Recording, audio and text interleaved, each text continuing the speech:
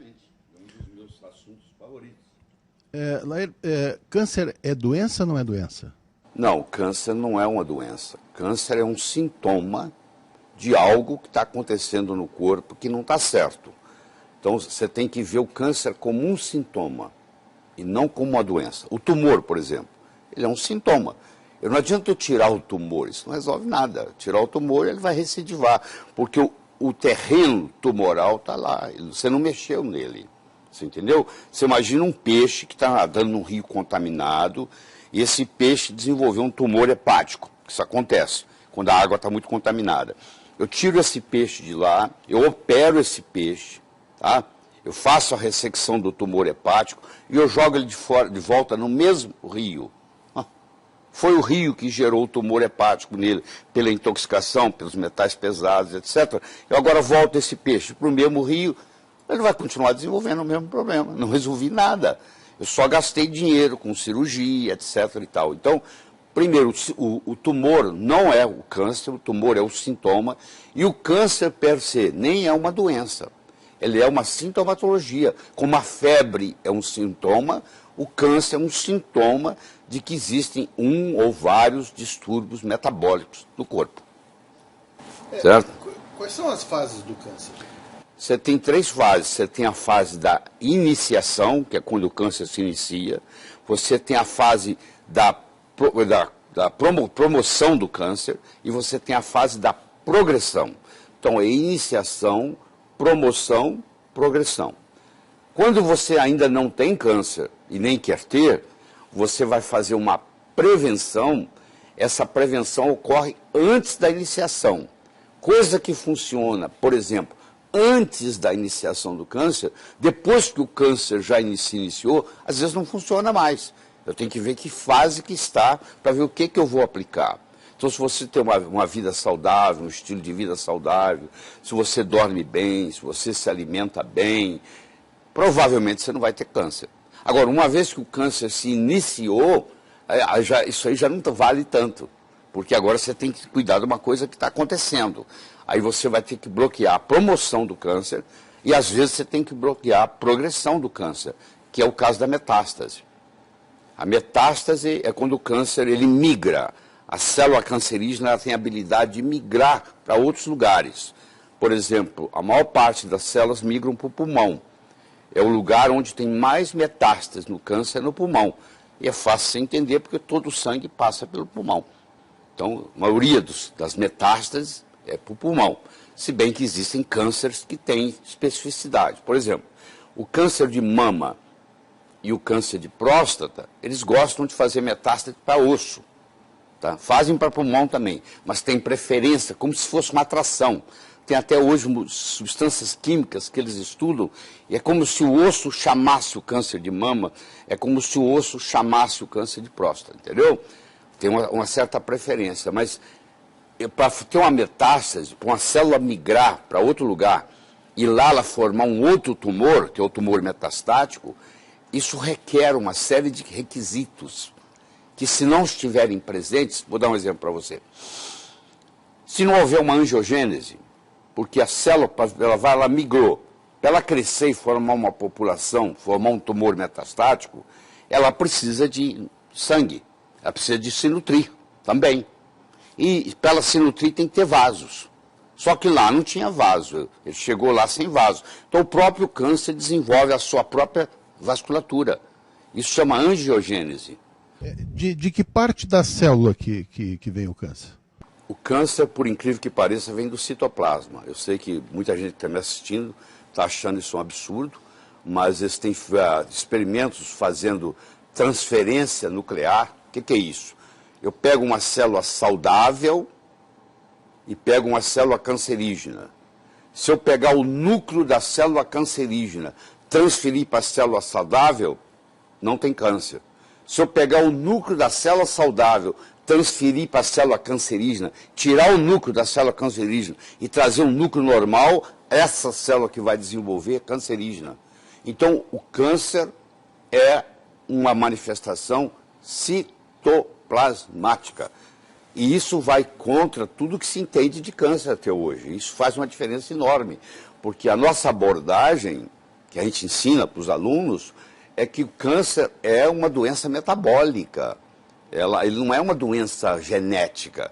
Existe uma instabilidade de genoma? Existe uma instabilidade de genoma, causada pelo processo mitocondrial.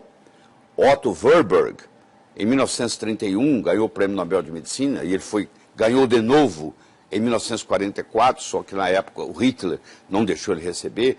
Ele era um judeu alemão, e o Hitler respeitava ele muito, porque o Hitler tinha uma fobia que teria câncer, e como ele era a maior autoridade em câncer na Europa na época, ninguém incomodava ele, apesar de ele ser um médico judeu. E ele ganhou, em 1931, ele ganhou o Prêmio Nobel de Medicina, porque ele descobriu que o câncer era uma doença metabólica. Porque se costuma dizer que o câncer tem remissão e não cura, né? Então, o câncer, na hora que a determinação pela oncologia de cura é quando você tem um câncer, você trata esse câncer e nos próximos 5 anos ele não volta. Aí a oncologia diz, esse paciente está curado. Se ele voltar com 5 anos e 1 dia, aí eles não chamam isso, eles chamam esse câncer de curado, que é uma piada, pô. O câncer, na realidade, ele pode não curar nunca.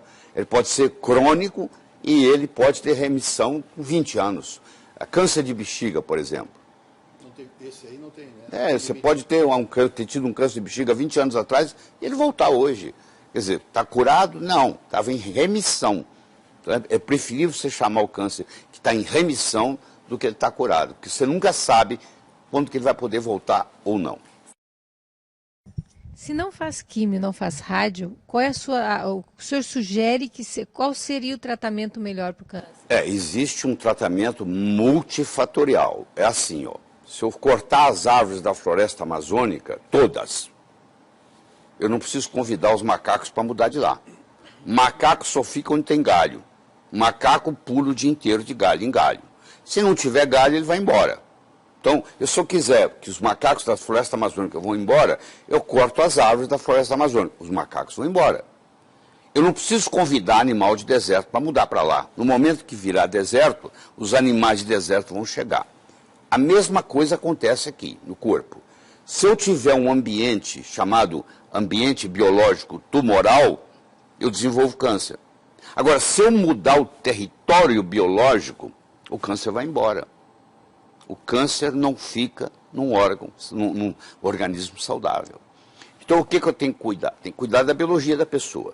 Então, primeiro eu vou ver o seguinte, o que causou o câncer? Só tem 3 coisas que causam câncer, só 3. Ou sozinhas ou combinadas. Primeiro, um conflito emocional.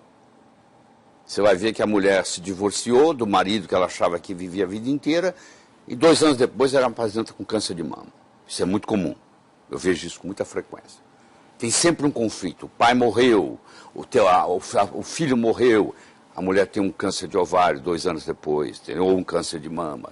E assim por diante. O filho morreu, o pai tem um câncer de testículo. Então, sempre existe, nos últimos 2 anos, antes do câncer aparecer, existe um conflito emocional. Se o conflito predomina, eu tenho que tratar o conflito emocional, não adianta ficar dando remédio. Bom, qual a outra causa de câncer? É a desnutrição. Todo paciente com câncer é um paciente desnutrido. Ele tem uma desnutrição. Então eu tenho que cuidar dessa nutrição dele. Então eu tenho que cuidar da parte mental dele, psicológica, eu tenho que cuidar da parte nutricional dele, e a terceira causa é toxinas, venenos. Então o paciente geralmente está intoxicado, está desnutrido e está emocionalmente com conflito. Então ou é a combinação desses 3, ou um deles predominando. Então como é que eu trato? Eu vou cuidar da parte mental, eu vou cuidar da parte nutricional. Por exemplo, uma pessoa que tem uma alergia alimentar. Essa alergia alimentar contribui na predisposição de aparecer o câncer. Não adianta eu tratar o câncer e não cuidar dessa alergia alimentar que ele tem. Descobrir qual alimento que faz mal para eles. Vamos supor que o alimento seja glúten. Vamos supor que o alimento seja leite. Então eu vou ter que tirar o glúten, eu vou ter que tirar o leite, eu vou ter que tirar os 2. Se eu continuar dando glúten e leite, não adianta. A célula cancerígena, ela se alimenta de 2 coisas, só 2 coisas. Ou ela ingere glicose, ou ela ingere glutamina.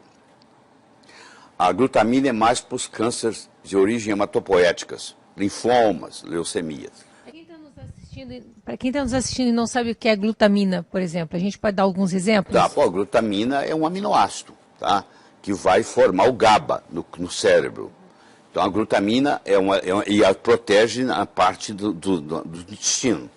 Só que pessoas com câncer nós devemos evitar dar para ela glutamina, principalmente se ela tem um câncer hematopoético, se ela tem um linfoma, uma leucemia, um mieloma múltiplo. Então esse nós não podemos dar glutamina em hipótese alguma.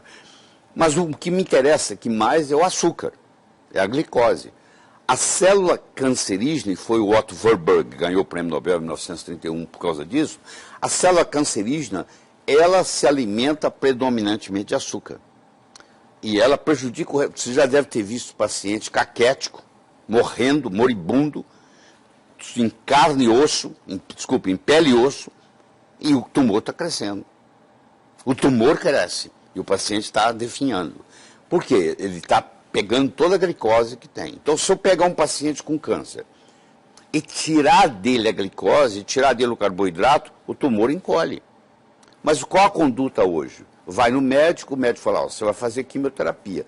Doutor, e a alimentação? Ah, fica à vontade. Se fosse você, tomava até sorvete. Pode, vai lá no shopping, toma sorvete, aproveita. Quer dizer, se eu agora estou fazendo quimioterapia, que já não tem uma eficácia muito boa, a eficácia é pífia, eu posso discutir isso depois com vocês. Ah, e eu ainda vou para o shopping tomar sorvete, que é açúcar puro, então eu tô alimentando diariamente o meu câncer se eu estou tomando sorvete diariamente. Agora, se eu arrumo uma dieta chamada cetogênica, onde o carboidrato é quase zero, o meu câncer regride. Então, o Dr. Thomas Seyfried, que é hoje uma das grandes autoridades do mundo em dieta cetogênica, ele pega pacientes com câncer, ele põe os pacientes em dieta cetogênica e os tumores vão encolhendo. Mas, infelizmente, isso ainda não chegou ao Brasil. Porque mesmo um colega médico que está nos assistindo, quando eu falo dieta cetogênica, ele fala, o que é isso? Por curiosidade, eu olhei no Amazon.com, acho que semana passada, para ver quantos livros tinha de dieta cetogênica no Amazon.com. Pois é, então, aí eu olhei no Amazon.com, até 100 livros eu contei, tá? Mas tem muito mais. Porque eu fui até a página 8 e tinha até a página 100. Devia ter mais ou menos, sei lá, uns 1000 livros sobre dieta cetogênica. E o brasileiro não tem noção nem o que é dieta cetogênica. Dieta cetogênica é quando eu baixo o carboidrato profundamente e eu aumento a quantidade de gordura. Gordura boa. Porque você tem gordura ruim e gordura boa. Não é, as duas não são iguais. Por exemplo, a gordura trans, ela é altamente prejudicial. Inclusive causa câncer. Quando você compra esses óleos vegetais no supermercado, para o óleo não estragar, ele tem uma hidrogenação parcial. Então ele é gordura trans. Você traz o veneno toda semana ou todo mês para casa de uma gordura trans que você coloca na sua cozinha. Isso é um absurdo, mas todo mundo faz isso. E aqui em casa, por exemplo, só entra óleo de coco. Nós só cozinhamos com óleo de coco. Porque o óleo de coco não tem jeito de ser trans. Entendeu? O pessoal também conhece muito pouco de óleo de coco, deve ter uns 40 livros na Amazon.com sobre óleo de coco, eu recomendo, sei lá, estudar. Porque a maioria do que eu escuto na televisão é bobagem. A pessoa fala óleo de coco engorda, então você não entende absolutamente nada de nutrição. Porque o capróico, o caprílico, o cáprico, o láurico são ácidos de cadeia média, eles não têm jeito de ser acumulados, não viram triglicérides, não pode ser acumulado no tecido adiposo e, pelo contrário, são até termogênicos. Em todos os lugares do mundo onde predomina a dieta do coco na culinária, você não tem obesidade. As pessoas são todas magras. Por exemplo, as ilhas do Pacífico, onde predomina a culinária do coco, todo mundo é magro, não tem obesidade. Tá? Não tem AIDS também. São mais saudáveis, né? Não tem AIDS, tem HIV, mas não tem AIDS, porque o HIV para virar AIDS, o ácido láurico, que é predominante no coco, pra você ter uma ideia, o leite materno tem 19% de ácido láurico, o coco tem 47%. Então o ácido láurico, quando ele cai no estômago, ele vira monolaurina. Ele mata fungo, ele mata bactéria, ele mata vírus, ele mata parasita. Então isso te dá uma saúde muito grande quando você se alimenta. Você não precisa usar filtro solar. Você toma o coco na hora de ir para a praia, uma colher de sopa de coco, de óleo de coco, ou você passa o óleo de coco na pele. Também não deixa queimar. Pode ficar o dia inteiro no sol. Então fica a dica, excelente protetor solar. Excelente protetor solar, natural, faz bem, é absorvido, vai contribuir. Não tem. A nossa família, todo mundo usa, as crianças, os netinhos, tudo usa óleo de coco para ir na praia. Tá? Por isso que ele está com essa cor maravilhosa. Pois é, a primeira coisa que eu não tenho. Uma das coisas que a gente aprendeu na pós com o Laer era justamente isso, né? Que inclusive mulheres, uma coisa que ele citava sempre, mulheres com corrimento, né? Com candidíase. Candidíase. Pois é, o ácido láurico, ele vira monolaurina, e uma das propriedades da monolaurina é antifúngica. Então ela mata a Candida albicans. Porque a Candida albicans, ela pode evoluir para a Candida glabata e causar câncer. Uma das causas do câncer é o fungo. Não é a Candida albicans que vira glabata.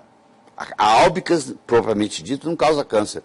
Mas quando o terreno é propício, ela se transforma em glabata. E aí ela é uma causadora de câncer. Nesse caso, é ingestão, é tomar, assim, comer de colher o óleo de coco. Tomar de colher.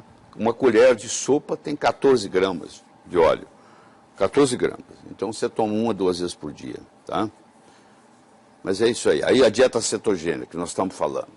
Então você ingere as gorduras boas, o ômega 3, o ômega 6, o ômega 9, porque é outro problema que existe. Todo lugar que você lê, você fala assim, mas nós temos muito ômega 6 e pouco ômega 3. É verdade, mas o ômega 6 que nós temos também está lesado, porque ele tá oxidado. Então, às vezes, é importante você tomar o ômega 6 não oxidado. Faz muito bem para a saúde quando você faz isso. Então, isso aí, quando predomina na sua dieta essas gorduras boas, e você cai o carboidrato, o câncer começa a diminuir. Você começa a tratar o câncer só com dieta. Entendeu? Nós trabalhamos com oxigênio, porque o Warburg mostrou que o oxigênio para a célula cancerígena é igual ao sol é para o vampiro. O vampiro tem que entrar no caixão e se fechar lá, porque se ele amanhecer o dia, o raio do sol mata ele, não é assim que é a lenda? Pois é, mais ou menos aqui. O oxigênio mata a célula cancerígena. Então, se eu tiver um tumor e eu jogar oxigênio nesse tumor, a célula cancerígena desenvolve apoptose. Porque o problema da célula cancerígena é que ela tem dificuldade de morrer. Ela tem uma telomerase aumentada e ela não tem a capacidade apoptótica, que é a morte natural por suicídio, então ela vai proliferando e vai aumentando. Quando você joga oxigênio nela, é um jeito dela morrer. Entendeu? Então tem várias abordagens que você tem que fazer. E os detox tem muito câncer com metal pesado, que é a oncologia clássica não dá bola, que mercúrio, chumbo, alumínio, que predispõe ao câncer. Então isso tem que ser retirado, quelado, entendeu? Você faz quelação, inclusive oral. Coentrum, que é um condimento simples, você colocar na comida, faz quelação, entendeu? Clorofila faz quelação. Aqueles tratamentos com oxigênio, né, que a gente aprendeu o Von Ardenne. na tua pós, o Von Ardenne, né? Uma das indicações seria essa, né? O Von Ardenne, ele era um físico, ele foi quem desenvolveu a bomba atômica russa, ele era um gênio, ele inclusive tem patente na área da geladeira, patente na área do ar-condicionado, tem várias coisas que ele desenvolveu. E ele também entrou na área médica. Ele desenvolveu uma medicina própria, chama-se Medicina de Von Ardenne, onde existe um tratamento usando oxigênio em altas doses, com todo um protocolo, que alguns médicos, meus alunos, aprendem a trabalhar, porque o oxigênio é uma coisa que é permitida, não tem nada proibido. Então a gente usa o protocolo de Von Ardenne no tratamento de câncer, com resultados espetaculares. Espetaculares. Lá tem diferença entre regiões, por exemplo? A incidência de câncer aqui nos Estados Unidos é diferente? O ambiente predispõe muito. Então, uma região onde é muito rica em mercúrio, por exemplo, na região onde tem garimpo, então a incidência de câncer pode ser maior. Uma região onde predomina muito o alumínio no ar pode ser maior. Quer dizer, as toxinas, em geral, prejudicam. Nós temos centenas de milhares de células cancerígenas por dia. Nós estamos tendo câncer o tempo todo. Só que nós temos um sistema imune que vai lá e combate destrói essas células, não deixa elas crescerem. Porque o mecanismo do câncer é assim, ó.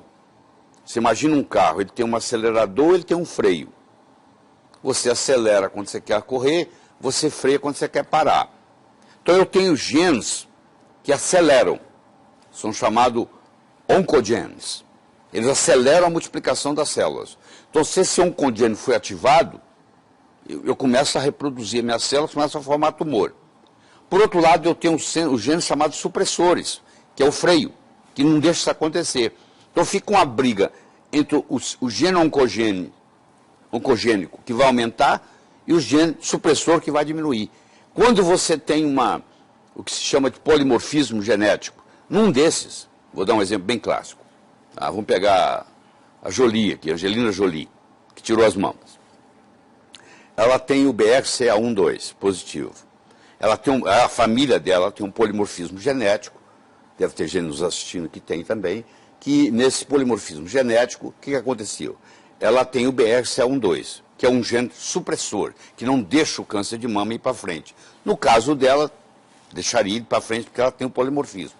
Então ela foi no médico e resolveu fazer a operação, porque eu não recomendo. Isso não há necessidade disso hoje, do que a gente conhece da fisiopatologia. Mudar a dieta, exatamente. Mudando a dieta, resolveria o problema. Mas ela não quis, ela tirou, né? E aí depois tirou o ovário, daqui a pouquinho tira o útero, vai desmontando, vai tirando, né? Então, por exemplo, isso aí, o BRCA1/2 é um gene supressor, entendeu? É o tratamento da medicina tradicional, né? Em vez de te dar saúde, que é o que eu sempre falo para os pacientes. Eu não me lembro de cadeira nenhuma na faculdade, sem querer ser pessimista ou desmerecer os professores que eu tive na faculdade, mas eu não me lembro de cadeira nenhuma que dizia assim, como é que eu faço para dar saúde? Nós médicos não somos treinados em saúde. Aliás, o Brasil não tem nenhum Ministério da Saúde. O Brasil tem Ministério da Doença. Porque 85% da verba do SUS é gasta nos últimos 2 anos de vida do brasileiro. Isso é dado do IBGE. É gasta nos últimos 2 anos de vida do brasileiro. Ou seja, quando vai lá, já não tem mais jeito. Quer dizer, o gasto maior que existe é que as pessoas que já estão morrendo. Aqueles gastos de CTI, etc. e tal. Então nós não temos Ministério da Saúde. Não temos esse trabalho de prevenção, que é um problema muito sério no Brasil. Porque, por exemplo, se eu perguntar para você assim, você que está nos assistindo, você acha que mamografia e prevenção de câncer de mama, você fala assim, não, de jeito nenhum. Você não se previne câncer de mama com mamografia. Mamografia é detecção de câncer de mama, tem nada a ver com prevenção. A mulher vai lá, ela fuma, ela bebe, ela come mal, ela dorme mal, ela é estressada, ela faz a mamografia, que é uma radiação forte, e ela não tem nada. Aí ela fala, posso continuar assim, tem nada. Até que um dia tem. Então, às vezes a mamografia é um incentivo para a pessoa até obter o câncer. Tanto é que, eu não sou leviano para falar isso sem ter conhecimento de causa, se você pegar os países de primeiro mundo, se você pegar os Estados Unidos, se você pegar o Canadá, por exemplo, o que acontece? Hoje, no Canadá, nos Estados Unidos, na Inglaterra, na Suécia, você faz mamografia somente depois dos 50 anos. E tem que esperar pelo menos 3 anos entre um e outro. Eu conheço uma mocinha aqui no Brasil com 25 anos de idade, faz mamografia todo ano. Quer dizer, acaba tendo câncer de mama por causa da radiação da mamografia. E não sou eu falando isso, não. Eu estou aqui falando, se você achar que não, você pode me desafiar, que eu vou te mostrar na literatura, tudo certinho, as consequências, os últimos trabalhos publicados no frigir dos ovos. Na realidade, a mamografia acaba prejudicando do que ajudando. Essa é a grande realidade. Cada mamografia são 100 chapas de raio-x, mais ou menos, é isso? Era. Agora eles diminuíram um pouco, mas agora, tem um trabalho recente, 2012, provando que essa mamografia agora, com a radiação mais baixa, prejudica 4 vezes mais do que a outra. Ou seja, não resolveu nada. E a lesão que faz nos tecidos, né? Você imagina se a pessoa a mulher tem um câncer lá que ela não sabe. Na hora que dá aquela espremida, aquilo ali libera para causar metástase. Olha, só quem já teve, eu já tive uma prótese rompida, com uma Então, com a mamografia. Com a mamografia. Então, assim, ó, só quem é mulher e já passou sabe bem o que o doutor Laí está falando. Eu sei. Bem não pode fazer. Mas muitas são ingênuas e falam, não, eu quero um mamógrafo, que não fazem passeatas para querer um mamógrafo no bairro. Eu falo, o bairro que não tem mamógrafo é uma bênção de Deus. É uma bênção de Deus. Essa é a grande... Eu sei que é duro falar isso, e eu falo com tranquilidade, porque eu estudo 12 horas por dia de medicina, e eu tenho trabalho à vontade para mostrar para quem quer, que queira me desafiar, entendeu? Vírus, tu acabou de falar, né? Que fungo é uma das causas de iniciação do câncer. Qual é o papel do vírus? O vírus também tem doenças, tem tipos de câncer, principalmente linfoma, leucemia, que tem uma carga virótica muito alta. É um coadjuvante. E muitas vezes você não cura o câncer porque você não cuidou de atacar o vírus. Você tem que tratar o vírus, às vezes. Porque se você não trata o vírus, tem recidiva. Entendeu? Muitas das recidivas que ocorrem no câncer é porque você não cuidou da parte virótica. Nem todo câncer tem vírus, tá? Mas muitos têm vírus. E aqueles que têm vírus, você não consegue tratar só com os tratamentos, vai recidivar por causa do vírus. Então, como você não sabe, o ideal é fazer a abordagem do tratamento virótico. E a recidiva, normalmente, ela é mais agressiva, né? Ela é mais agressiva pelo seguinte, porque a quimioterapia, ela matou as células mais fracas e ficou de reserva as células mais fortes. Porque o que causa o câncer são células-tronco, cancerosas. Hoje nós sabemos que o câncer tem a sua célula-tronco, que geralmente não morre com a quimioterapia. Então você mata todas as outras células, mas a célula-mãe, ela geralmente não morre. E como agora ela ficou resistente, porque ela enfrentou a quimioterapia, se houver uma recidiva, geralmente o câncer vem mais agressivo. Como é que é o protocolo para escolher droga para tratamento? Para ser aprovado, você está falando? Porque o Laí tem uma experiência grande nisso, porque ele trabalha... Eu fui 8 anos e meio da indústria farmacêutica. Eu fui diretor médico da Merck Sharp & Dohme por 3 anos e meio nos Estados Unidos. Fui diretor executivo, cheguei a vice-presidente da Ciba Corporation, hoje Novartis, por 5 anos e meio. Então, 8 anos e meio da minha vida, além de dar aula na faculdade, eu também pertencia à indústria farmacêutica. Então, eu conheço muito bem o que acontece dentro da indústria.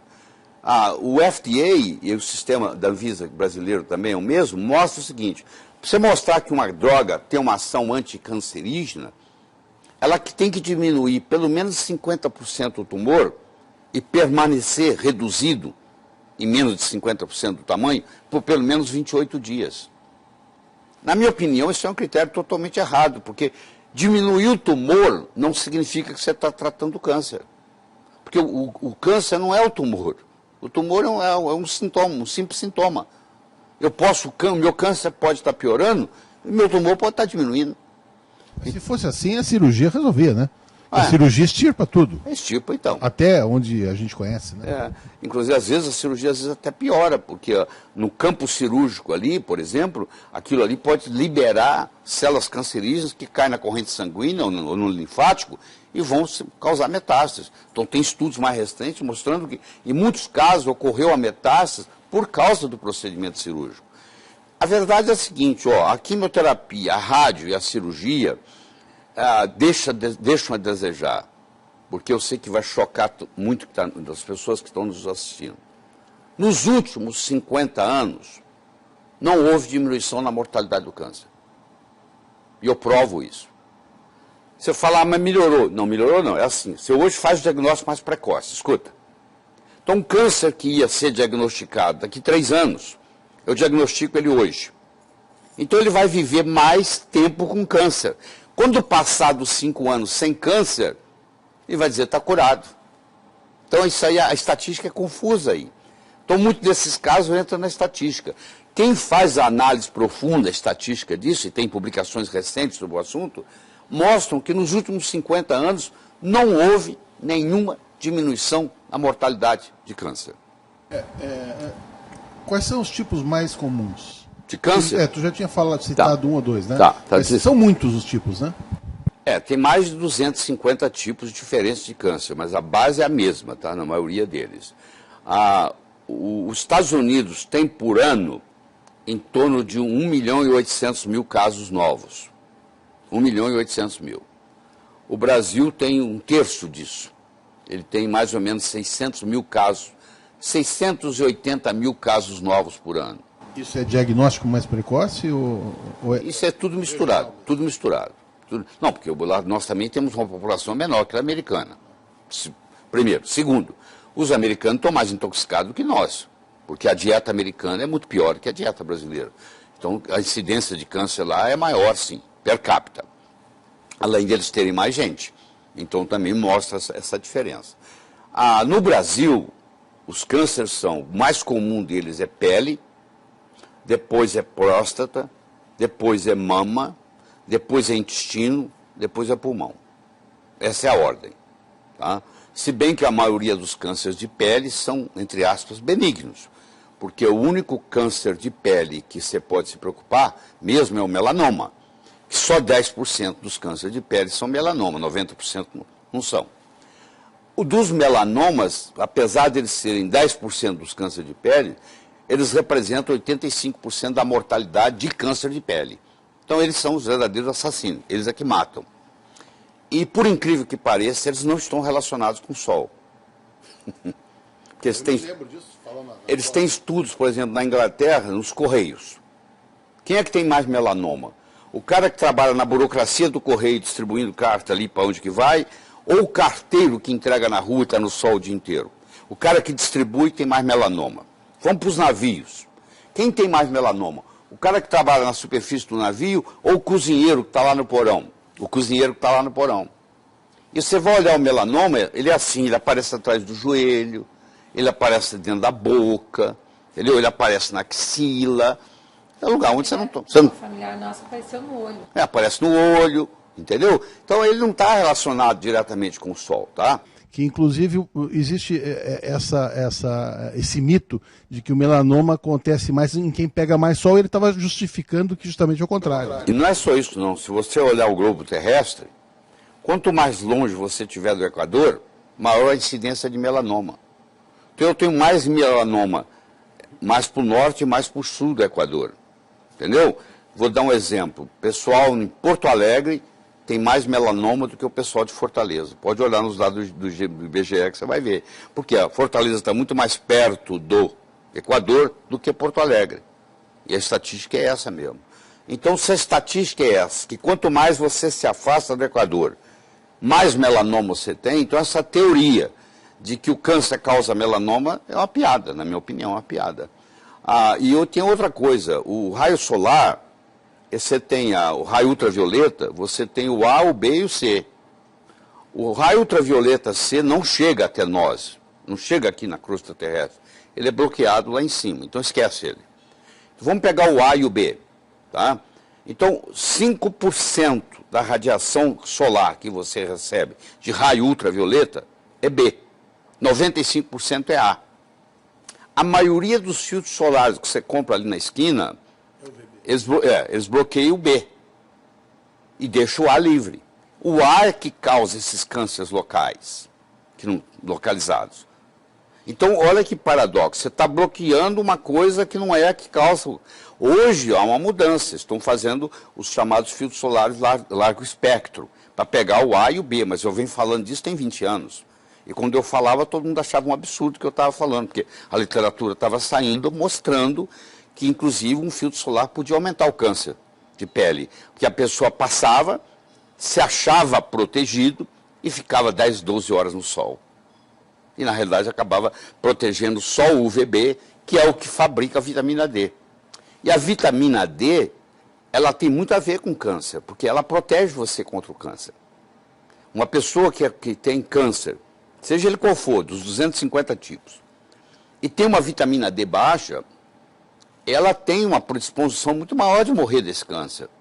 Então, eu acho que um dia vai ser até malpraxis.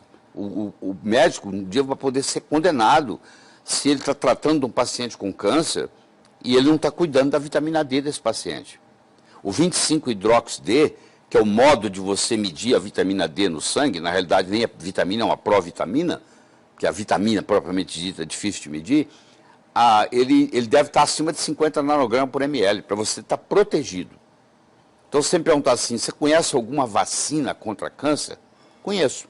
Se você mantiver os seus níveis de 25-hidroxi-D no sangue acima de 50 nanogramas por ml, entre 50 e 90, você está protegido contra muitos cânceres. Por exemplo, você está protegido contra o câncer de mama, você está protegido contra o câncer de próstata. É impressionante a literatura. Tem a redução de câncer de mama, quando você eleva os seus níveis de vitamina D acima de 50 nanogramas, chega a ser mais de 50%. Como é que a gente baixa essa insulina, Lê? De novo, é com a dieta, porque a diabetes não é uma doença que vai ter um remédio que vai resolver. Não existe nenhum remédio que vai resolver o problema da diabetes. Diabetes é uma doença nutricional. Doença nutricional não se resolve com remédio. Pode remediar, mas não resolve. Vai ter a ver com a nutrição. Então, eu sei que é um grande... vai contra o que você pensa, mas é a verdade, porque os pesquisadores mais modernos estão nessa linha. Existe um cara nos Estados Unidos chamado Bernstein, o Dr. Bernstein, ou Bernstein, que a gente chama Bernstein. Esse indivíduo tem hoje 84, 85 anos. Ele é diabético tipo 1 desde os 12 anos. Ele é há mais de 70 anos que ele é diabético. Ele é o recorde mundial do Guinness, do cara que viveu mais tempo até hoje com diabetes tipo 1. Antes dele era um japonês que morreu, ele hoje é o primeiro lugar.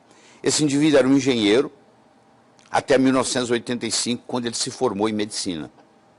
Ele é um endocrinologista.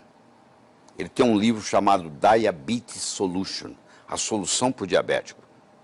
Vem gente do mundo inteiro consultar com ele, porque ele, além de ser endocrinologista, além de ele ser o recordista, ele sabe muito bem, porque ele tratou durante 70 anos a própria diabetes.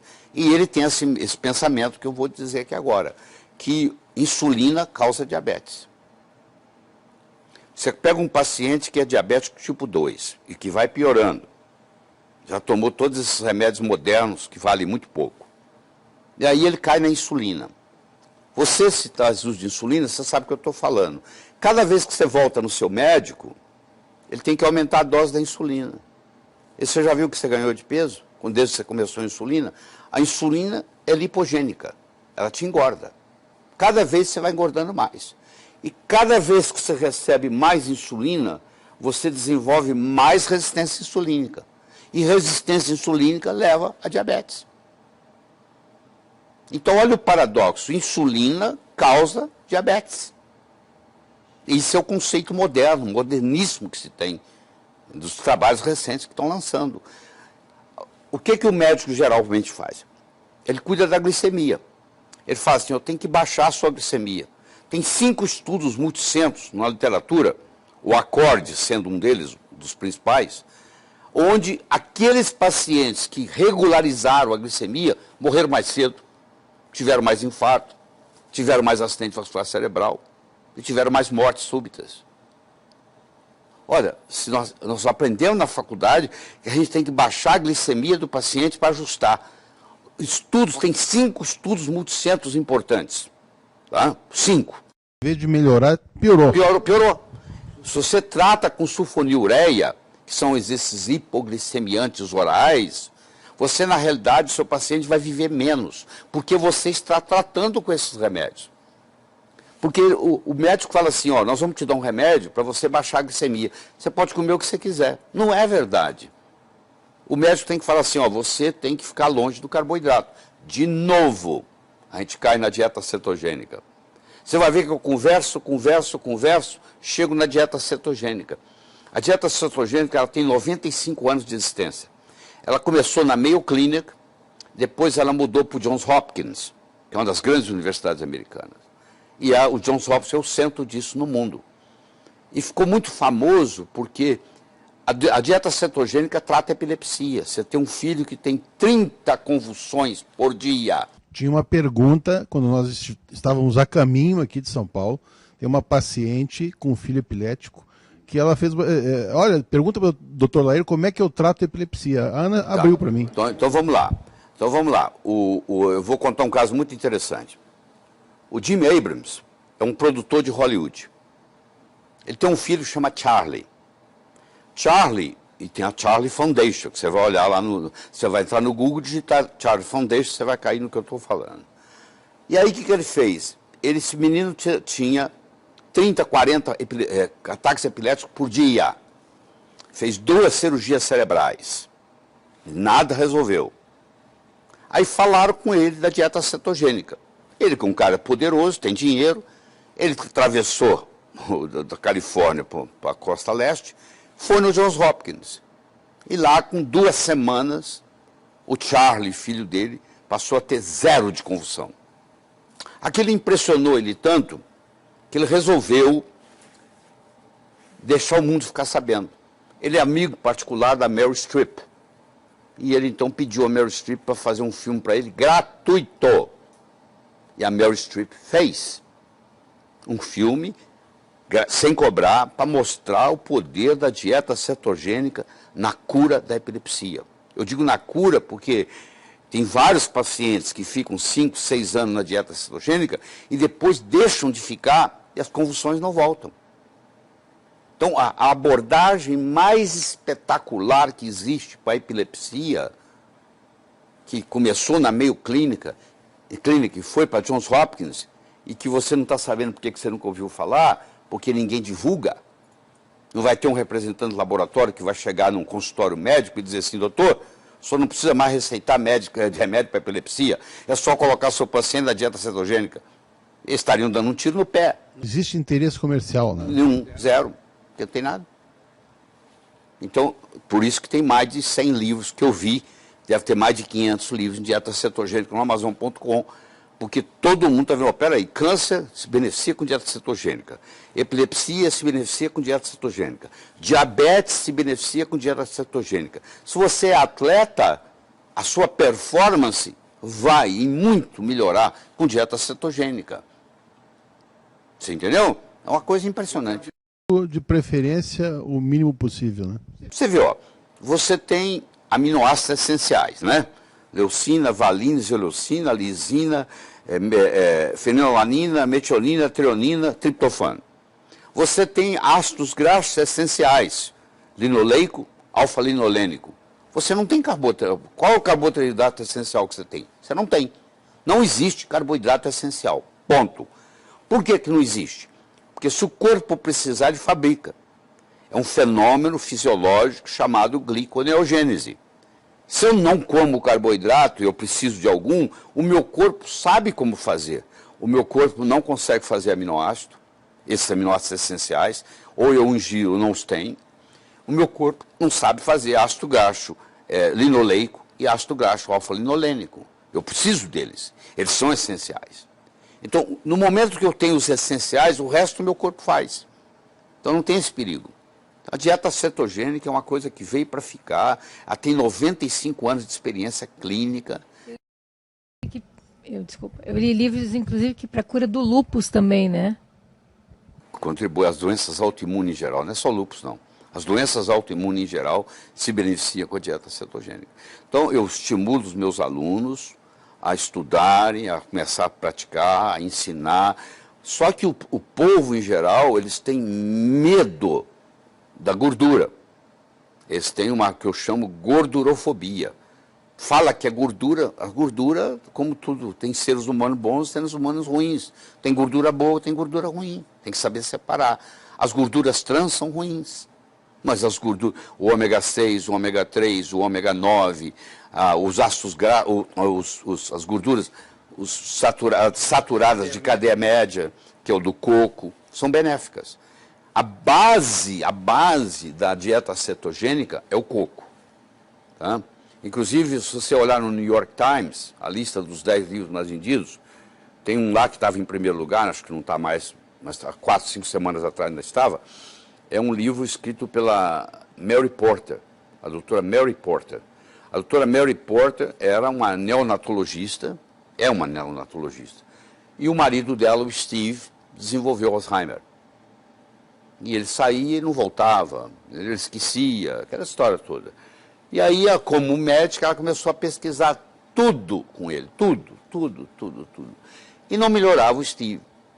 E no Alzheimer a gente faz com o paciente o chamado teste do relógio, que é o melhor que tem. Ele chega no seu consultório, você pega uma folha de papel sulfite, pega uma caneta, fala assim, desenha um relógio. Aí você vai ver que ele não tem condições de desenhar um relógio. Ele esquece o ponteiro de segundo, ele esquece o ponteiro do minuto, ele esquece o número, ele não faz o relógio certo. Aquilo ali você guarda na sua gaveta. Agora você implementa um tratamento, daqui 3, 6 meses você pede desenhar o relógio de novo. Se o relógio melhorar, é porque está melhorando. Se o relógio piorar, é porque está piorando. É muito interessante isso. Então ela fez nele o teste do relógio. E aí ela começou a estudar, caiu na dieta cetogênica. Começou a estudar a dieta cetogênica, caiu no óleo de coco. Aí ela falou assim, pô, não tem nada que perder, pô. Eu vou dar para o Steve óleo de coco. E ela começou a dar óleo de coco, e você vai ver no livro dela. 2 semanas depois o relógio já melhorou. 4 semanas depois nem se falava. E o Steve voltou a dirigir. Dirige até hoje, está dirigindo. Eu fui para a Alemanha no final do ano passado, e ela deu um curso para nós lá. Ela saiu dos Estados Unidos, eu fui lá assistir o curso dela. E ela mostrou a história dele, voltou a dirigir, voltou a fazer conta, ele é contador, entendeu? Uma mudança radical com óleo de coco, gente. O Brasil é tão rico em óleo de coco. As pessoas vão para a televisão falar mal de óleo de coco, a pessoa não tem noção de nada, nenhuma noção de bioquímica, nenhuma noção de nada, fica falando bobagem do óleo do coco.